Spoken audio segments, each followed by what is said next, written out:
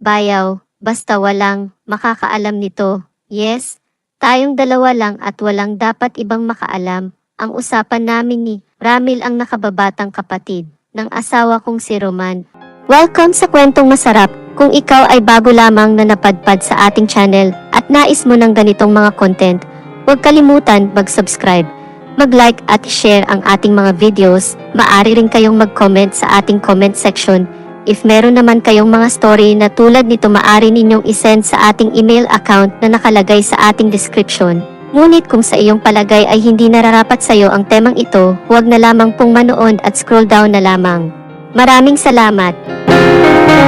Ako si Cheska, 28 years old, may asawa at isang anak. Nakatira kami ng asawa ko sa bahay ng mga magulang nila, kasama ang bunsong niyang kapatid na lalaki na si Ramil. Malayo ang agwat ng edad namin ni Roman. Sa ngayon 50 na ito.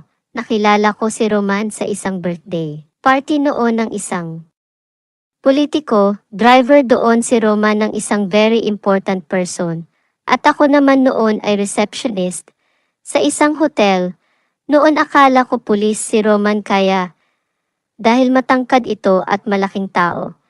21 years old ako noon nang makilala ko ang aking asawa. Mabait ito at seryoso sa buhay dahil madalas nasa hotel ang kanyang amo. Kaya madalas din ay nandoon siya habang naghihintay siya sa kanyang amo. Nakikipagkwentuhan ito sa amin, lalo na sa akin na naka-assign sa may lobby. Noon una, biro-biro lang ang lahat. Kapag pumunta siya, dinadalhan niya ako ng pagkain. Hindi naman ako naniniwala sa kanya noon, lalo na may edad na ito, dahil sa madalas na pagpaparinig sa akin na gusto niya ako. Pero ayoko talaga una. Malayo ang edad namin, saka baka may asawa na siya. Pero sa pagtatanong-tanong ko, binata pala talaga. Lalo na ang imbitahan niya ako sa bahay nila noon para sa birthday ng kanyang ina.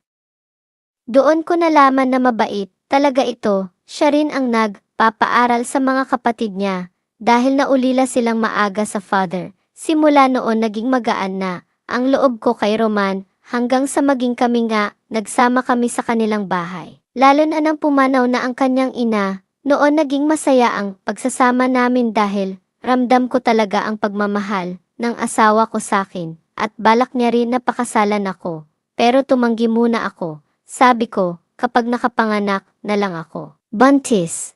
Buntis kasi ako noon sa anak namin, pero habang tumatagal, nagiging boring ang pagsasama namin. Seloso kasi si Roman, kaya pinatigil na niya ako sa pagtratrabaho. Wala naman akong problema doon, lalo na walang mag-aalaga sa anak namin. Minsan din sa isang linggo na lang ito umuwi dahil abala ito sa pagsama sa kanyang amo kung saan-saan. Kapag nasa bahay naman ako, hindi ako nakakalabas-labas dahil kung ano-ano ang iniisip sa akin kahit ang tindero ng taho na binibilhan ko.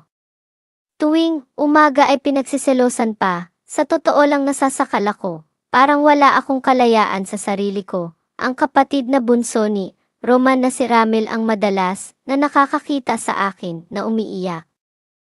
Lalo na nang bumalik na ito mula sa training. Nag-aaral kasi para magpulis si Ramil dahil madalas na siya sa bahay. Siya ang madalas nakausap ko. Nababanggit ko rin sa kanya ang sama ng loob ko sa kuya niya. Ganyan talaga yan si kuya. Akala mo kung sinong napakagaling, kahit nga kami gusto niyang kontrolin. Sumusunod na lang kami dahil siya ang nagpapaaral sa akin. Kaya ang dalawang kapatid ko ay umalis na dito sa bahay, pero ako kapag pulis na, aalis na rin ako dito. Ang usapan namin ni Ramil, kahit paano ay naibsan ang sama ng loob ko sa kuya niya. Kapag nakikinig sa akin si Ramil, hindi rin nalalayo ang edad namin ni Ramil, kaya halos pareho kami ng gusto.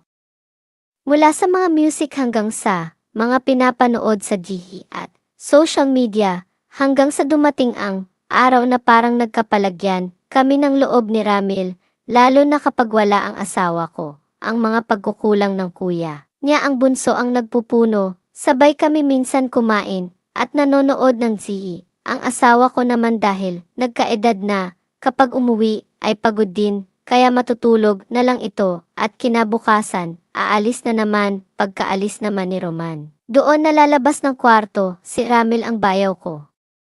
Doon ay gagawin namin ang gusto naming gawin kapag nandito kasi ang asawa ko. Sinasadya talaga ni Ramil na iwasan ang kuya niya. Puro sermon lang kasi, ang pangaral ang naririnig niya. Talo pangaraw ang nanay niya, kung pagalitan siya, kaya kapag wala na ang asawa ko. Malaya na kami ni Bayaw sa loob, bahay nila, masaya ako at nalilibang sa aking bayaw. Pero ngayon ay nakapasa, nasa pagpupulis ang bayaw ko at sa susunod na buwan ay pulis, na ito, paano na ako kapag umalis na ang bayaw ko. Malulungkot na naman ako, lalo na kapag wala ang asawa ko. Sino na makikinig sa akin kapag inaaway ako ng kuya niya? Sabi naman ni Ramil dadalaw naman siya ng madalas sa amin at gagawin pa rin namin ang aming madalas na ginagawa dahil wala naman daw siyang girlfriend na asikasuhin, parang nagsisisi tuloy. Ako ngayon, mas masaya kasi ako kapag nakikita ko ang aking bayaw na iniiyakan ko kapag masama ang loob ko. Sabi naman ni Bayaw kapag nalulungkot ako, pwede ko siyang puntahan sa kanyang tinitirhan. Pero may isang araw na wala ang mister ko habang nag-impake na si Ramil ng mga gamit niya para doon na daw siya sa kampo matutulog. Ang totoo nalulungkot ako habang tinitingnan ko ang aking bayaw na aalis. Nakatingin lang ako sa kanya habang abala sa pagtupi ng damit niya. Ate, huwag kang mag-aalala, tatawagan kita madalas at kapag wala akong duty, pupuntahan kita dito. Sabi Bayaw at humarap sa akin at hinawakan ang mukha ko at punas ng aking luha, pero ang luha na iyon ay lalong. Nadagdagan ng hindi ko na mapigilin ang aking sarili. Dahil bata pa si Bayaw ay ramdam, ako ang lakas nito, halos ilang beses akong nakarating sa alapaap sa mga bisig ni Bayaw at ayaw ko nang matapos ang araw na iyon. Ate, ito ang huli. Huwag na natin saktan ang ating mga sarili. Sana noon pa kita nakilala. Sana masaya tayo ngayon. Sabi ni Bayaw sa akin, alam ko na may puwang din ako. Sa puso ni aking Bayaw, pinipigil lamang niya dahil sa kanyang kuya. Isang mahigpit na yakap ang iniwan sa akin ni Ramil. Bago umalis ng bahay, sabay sabing may tamang pagkakataon para sa atin ate. Sana dumating ang araw na iyon, ate na masusolo na kita at hindi na ako makikihati kay kuya. Sabi pa ng Ramil sa akin.